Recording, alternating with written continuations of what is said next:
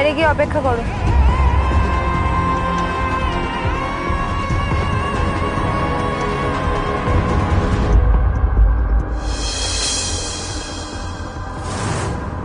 হঠাৎ গাড়িতে ডাকলে যে?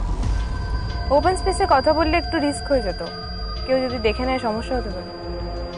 বাবা, তোমার বুদ্ধি সত্যিই তারিফ করতে হয়। এত এফিশিয়েন্টলি গোটা ব্যাপারটা করলে, সিরিয়াসলি থ্যাংক ইউ। এবার আমি একাডেমিতে গিয়ে কথা বললে মনে হয় চাকরিটা ফেরত পেয়ে যাব। হ্যাঁ, সে আপনি ফেরত পেয়ে যাবেন, তবে আপনার কাজ কিন্তু এখানে শেষ হয়নি স্যার। আপনার চাকরি থাকার জন্য কিন্তু আমি এত কিছু করি। আমি সেই জন্যই এত কিছু করেছি যাতে আপনি ন্যাশনালে আমাকে খেলানোর জন্য পিচ করেন। করব, নিশ্চয়ই করব, বাট একটা কথা বলো তো সারিকা, তুমি নিশ্চয়ই জানো, আমি তো জানি, তুমি যদি ন্যাশনালসে যাও তুমি ফার্স্ট রাউন্ড বা ম্যাক্সিমাম সেকেন্ড রাউন্ডেই হেরে যাবে। তাহলে এই ন্যাশনালসে যাওয়ার জন্য এত মাথা ফাটাফাটি কিসের? আমি কখনো হারতে শিখিনি স্যার। আমার পরিষ্কার মনে আছে, যেদিন আমি প্রথম একাডেমিতে এসেছিলাম, ইন্দুর কাছে ম্যাচে হেরে গেছি। ও খুব হেসেছিল, বড় বড় মুখ করে বলেছিল খেলতে গেলে স্কিল দরকার, টাকা থাকলেই হয় না। সেই স্কিল আছে ওর, আমার নেই। আমি ওকে দেখিয়ে দেব টাকাটাই শেষ কথা। ওর ক্যারিয়ার আমি শেষ করে দেব, ইনফ্যাক্ট আমি ওকেই শেষ করে দেব। ও আমাকে বলেছিল না, ও ন্যাশনাল খেলবে আর আমি গ্যালারিতে বসে থাকবো। ন্যাশনাল আমি খেলবো আর ও জেলে থাকবে, হারিয়ে যাবে, জাস্ট ফিনিশ হয়ে যাবে। Bye bye. আপনি আপনার কাজটা করতে পারবেন কিনা বলুন স্যার। 7 দিনের মধ্যে কিন্তু ন্যাশনাল টিম অ্যানাউন্স হবে, তার মধ্যে যেন আমার নামটা থাকে। নিশ্চয়ই তোমার কাজ হয়ে যাবে। And once again thank you.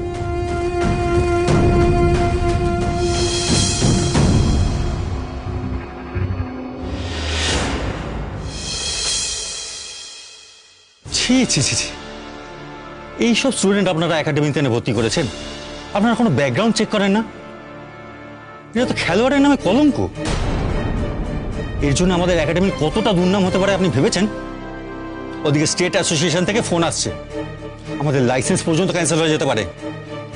কি করে বুঝবো বলুন তো আমরা? আগে যদি বুঝতাম যে এরকম হবে তাহলে তো ওকে নিতাম না। May I come in sir? কি ব্যাপার, আপনি আপনি এখানে কি করছেন? আমি ওকে রেখেছি।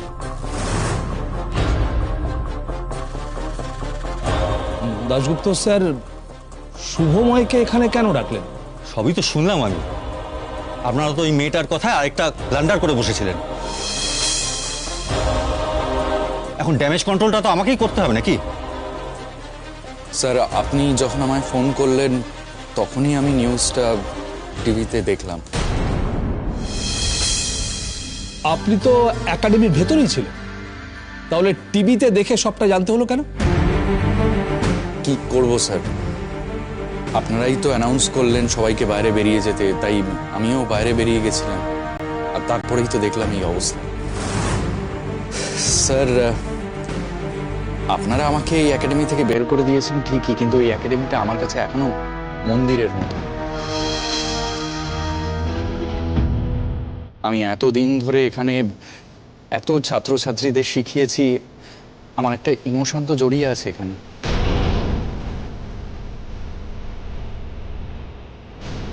দাশগুপ্ত স্যার, আমাকে যখন চাকরি থেকে বার করে দেওয়া হলো, আমি কিন্তু বারবার বলেছিলাম এই মেয়েটা একদম সুবিধের নয়, এই মেয়েটা আমাকে সিডিউস করার চেষ্টা করেছে, তখন আপনারা কেউ আমার কথা শোনেননি।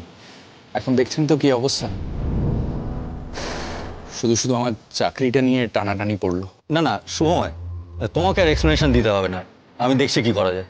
আমি বুঝতে পারছি যে মেয়েটাই গন্ডগোলের, আমি শুনেছি সবটা। এটা বলার জন্যই তোমায় ডেকেছিলাম। ও হ্যাঁ, তুমি কিন্তু প্রেসের কাছে কিছু আবার বলে টলে ফেলো না। আমি দেখছি কি করা যায়। না না স্যার, আমি আমি আমি কাউকেই কিচ্ছু বলবো না। আমি শুধু এটুকুই চাই স্যার, যে এতদিন আমি যেই কাজটা করে এসেছি আরও কিছুদিন যেন সেই কাজটা মাথা উঁচু করে আমি করে যেতে পারি। এই ছাত্রছাত্রীদের ট্রেনিং দেওয়াটাই আমার কাছে সাধনার মতন, এটাই আমার সব। এটাই যেন আমি করে যেতে পারি, এটুকুই আমার চাওয়া পাওয়া স্যার। ঠিক আছে শুভম, এটা বলতেই তোমায় ডেকেছিলাম।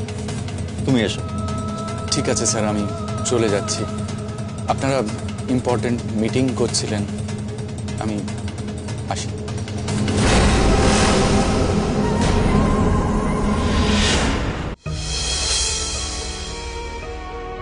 আর ছোটদা ভাই বল। আরে ইন্দুর ব্যাপারে সব শুনলাম, নন্দা বলল। আমি একটা কাজে ফেঁসে আছি, নাহলে যেতাম। হ্যাঁ, ইন্দুদিকে তো নিয়ে গেছে, এখনো থানায় আছে, আর এখন বোধহয় ওকে ওখানেই থাকতে হবে। কি জানিস তো ছোটদা ভাই, ঠিক বুঝতে পারছি না কি হবে না হবে। আনন্দী, এবার তুমি বুঝবে জেলে রাত কাটানোর কি জ্বালা। নিজের বোনের জ্বালায় এবার তুমি চলে মরবে।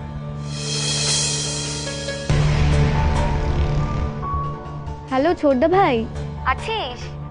হ্যাঁ রে, আছি। বলছি, তুই আছিস কেমন? এই সব কিছুর মধ্যে যেমন থাকা যায়। এখন বুঝতে পারছিস তো কত বড় ভুল ডিসিশন নিয়েছিস তুই? যাই হোক ছোটদা ভাই, তুই বল, তোর সঙ্গে তো নন্দা বৌদির ঝামেলা সব মিটে গেছে। হ্যাঁ, মিটে গেছে। তবে একটা জিনিস জানিস তো, আমাদের দুজনের অনেক কিছুই মেলে না।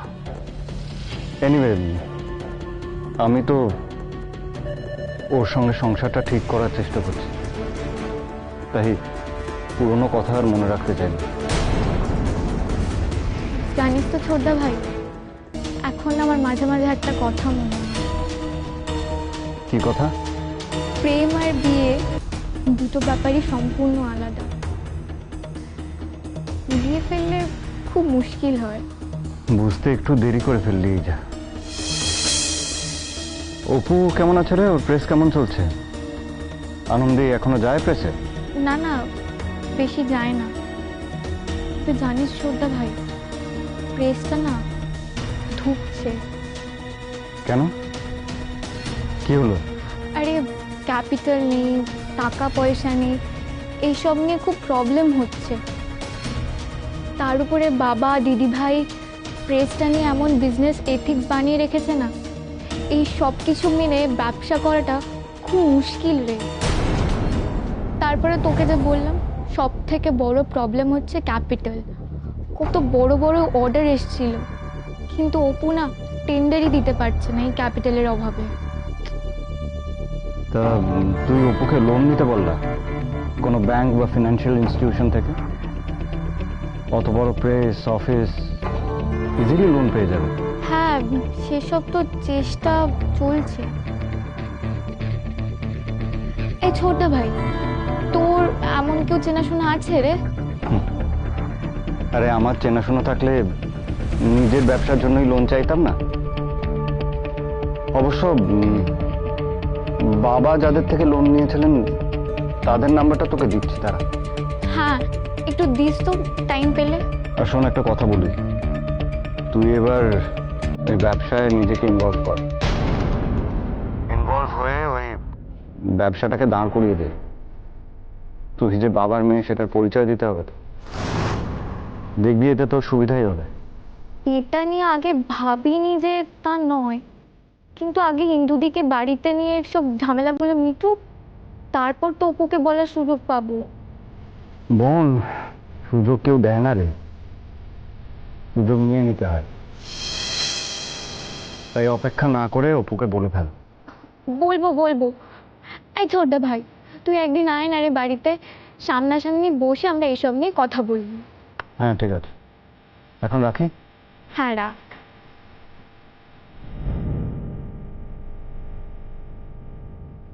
আনন্দী, তোমার সংসারে তো এবার আগুন লাগতে চলেছে। দেখি এবার তুমি কি করে সবটা সামলাও।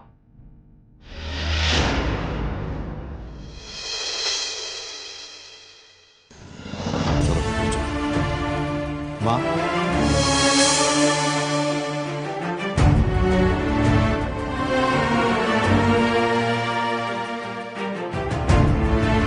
ইন্দু কোথায়?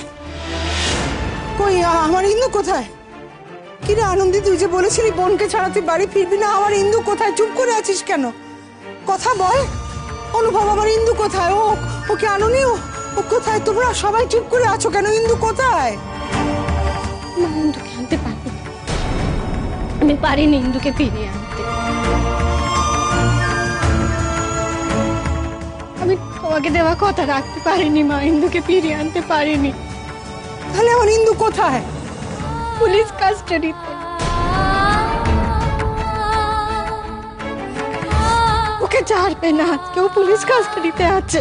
আনন্দি, আনন্দি স্পষ্ট করে বল, ওখানে কি হলো, থানায় কি হলো, আমাদের স্পষ্ট করে বল। কাকুমনি ওকে বলেছে আজকে ওকে সারা রাত থানায় থাকতে হবে, ওকে ছাড়বে না।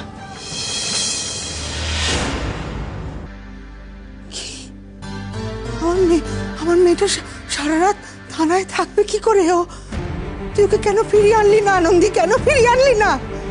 কোনো কথা রাখতে পারিনি আমি মা, তোমার কথা রাখতে পারিনি, বাবাকে দেওয়া কথা রাখতে পারিনি। আমি বাবাকে কথা দিয়েছিলাম তোমাদের উপর আঁচ আসতে দেবো না, আমি সেটাও করতে পারলাম না মা, কিচ্ছু পারলাম না।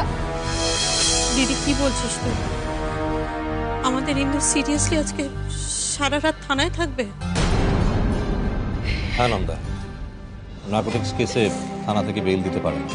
কালকে ইন্দুকে কোর্টে প্রডিউস করা হবে, সেখান থেকে তাকে জামিন করাতে হবে। অনুভব দা, কালকে যে জামিন হবে তারই বা কি গ্যারেন্টি আছে? ওকে তো ওখানে রেখেও দিতে পারে। না না, সেই গ্যারান্টি আমি নিচ্ছি, যেমন করে হোক ওর জামিন আমরা করাবো। কিন্তু অনুভব, এই মুহূর্তে কিন্তু ফ্যামিলির লোকেদের সামলানোটা অনেক বেশি ইম্পর্টেন্ট। নন্দা, তোমার এখন রেস্ট দরকার, তুমি বাড়ি যাও।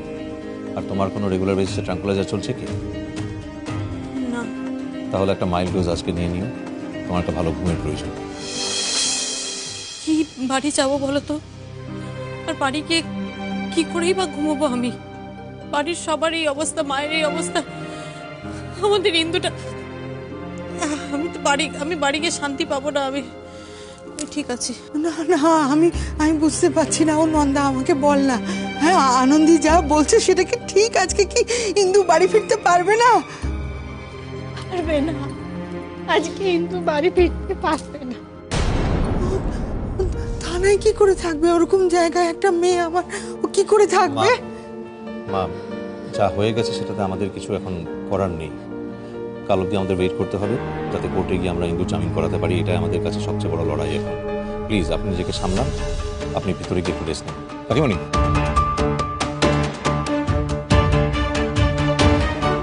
মাকে একটু নিয়ে যান ভিতরে। আপনি ভিতরে যান। চলো।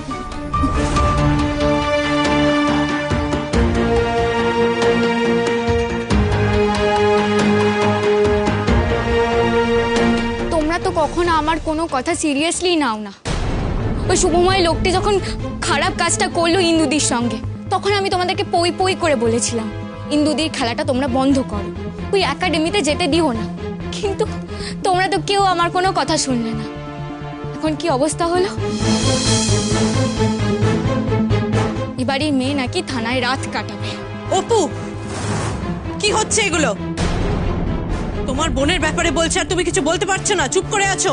দেখ, আমি জানি ইন্দুর কোনো দোষ নেই, আমাদের ইন্দু এরকম একটা কাজ করতেই পারে না। কিন্তু এটাও তো সত্যি যে আজ ইন্দুর জন্য এই বাড়ির নাম খারাপ হলো। সত্যি তো, ও যদি খেলাটা বন্ধ করে দিত এই লাস্ট কোচের ব্যাপারটার পর, তাহলে তো এরকম একটা সিচুয়েশন আজকে আসতো না, আমাদের ফেস করতে হতো না। অপু, কি বলছিস অপু? হ্যাঁ, বুলটির মতন কি তোর মাথাটা খারাপ হয়ে গেছে? কি বলছিস তুই?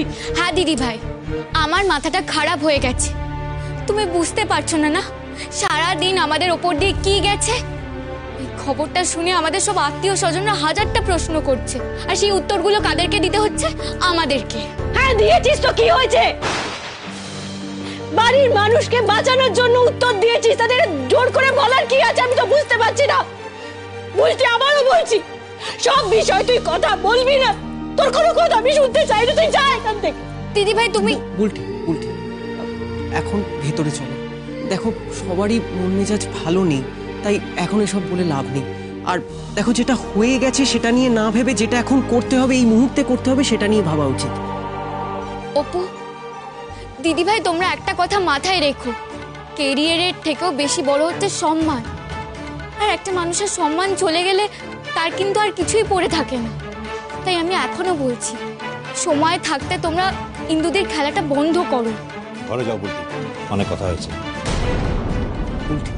চল।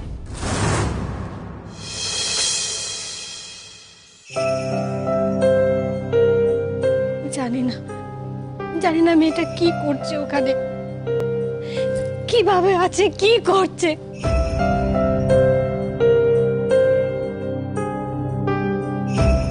কি খাবে, অনুভবে খাওয়ার টুকু দিতে দিল না মেয়েটাকে। মেয়েটা কিভাবে থাকবে ওখানে,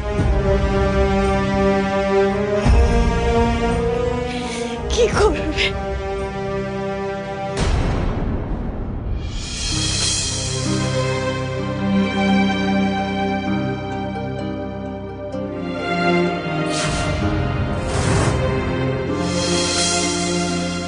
খেয়ে নাও, খাবার ফেলে রাখবে না।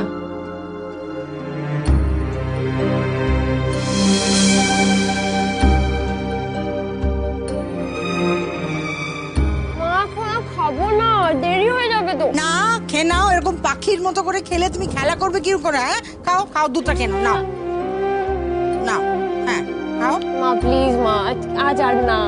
একটা থাপ্পড় মারবো, হাওয়া দিলে তো উড়ে যাবি। হ্যাঁ খেয়ে নে, খেয়ে নে।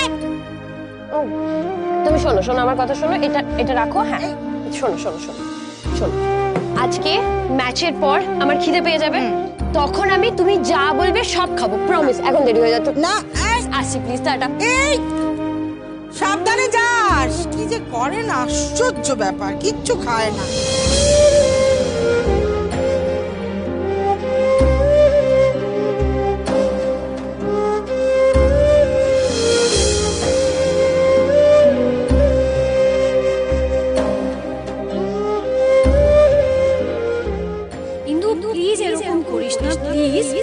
হেলথ ড্রিঙ্কটা খেয়ে নে, এটা তো খেতে হয়। কি আশ্চর্য, গায়ে শক্তি হবে তো, নিউট্রিশন পাবি। ইন্দু খুব মার খাবি কিন্তু আমি বলে দিচ্ছি, খেয়ে নে, খেয়ে নে ইন্দু প্লিজ।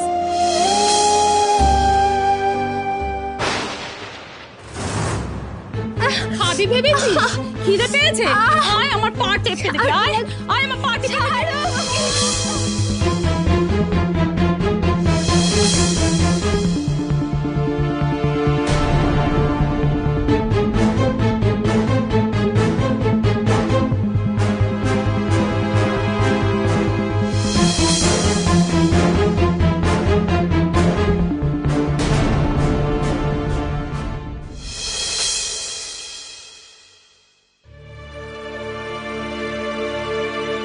বলছি শোনো না, তোমরা বাড়ি ফিরে যাও বুঝলে।